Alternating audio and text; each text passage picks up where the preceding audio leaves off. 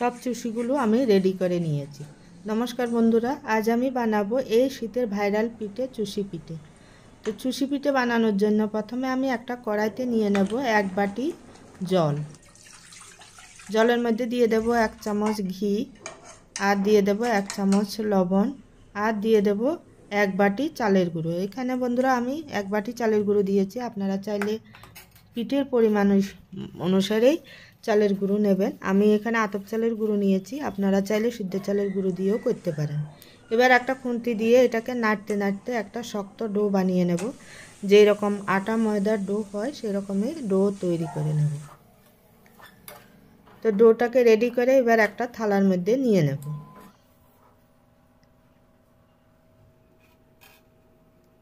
এবার এর মধ্যে 1/2 চামচ ঘি দিয়ে দেব, যেন হাতে না চিপকায়, তার জন্য 1/2 চামচ ঘি দিয়ে এটাকে গরম অবস্থাতেই মেখে নেব।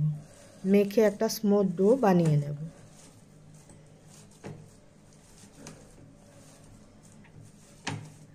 এবার একটা চাকতাতে অল্প একটু শুকনো চালের গুঁড়ো নিয়ে এই ডো থেকে একটু একটু করে ডো নিয়ে এইভাবে হাতে ডলা দিলেই বাস চুষিগুলো তৈরি হয়ে যাবে। এইভাবে করে দিয়ে এইরকমভাবে ডলা দিলেই চুষিগুলো রেডি হয়ে যাবে। তো আবার হাতের উপরে রেখেও বানানো যায়, সেটাও দেখাবো আপনাদেরকে। এই দেখুন বন্ধুরা, অল্প একটু চুষি ডো নেব, দিয়ে এভাবে 2 হাতে ডলা দিলেই চুষি রেডি হয়ে যাবে। এইভাবে করে আমি সব চুষিগুলো রেডি করে নিয়েছি। এই দেখুন বন্ধুরা, এবার আমি একটা কড়াইতে অল্প একটু জল দিয়ে 500 গ্রাম দুধ ফুটতে দিয়ে দেব, আর একটা বাটিতে ঠান্ডা দুধ নিয়ে দুধের মধ্যে 4 চামচ গুঁড়ো দুধ নিয়ে এবার এটাকে গুলে ভালো করে গুলে রেখে দেব।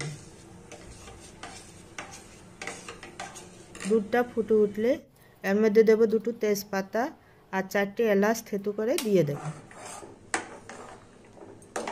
আর দিয়ে দেব 1 কাপ চিনি আর অল্প একটু গুড় দিয়ে দেব।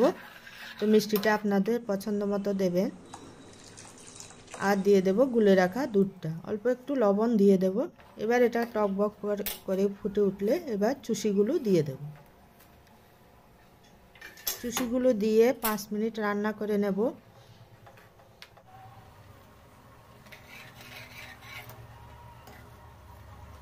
তো 5 মিনিট রান্না করে একটু ঘন হয়ে গেলেই আর চুষিগুলো সিদ্ধ হয়ে গেলেই বাস রেডি হয়ে গেল চুষি পিঠে। তো বন্ধুরা, ভিডিওটা কেমন হয়েছে এরকম বাড়িতে বানিয়ে অবশ্যই জানাবেন, আর ভালো লাগলে চ্যানেলটাকে সাবস্ক্রাইব করবেন, লাইক করবেন, কমেন্ট করবেন।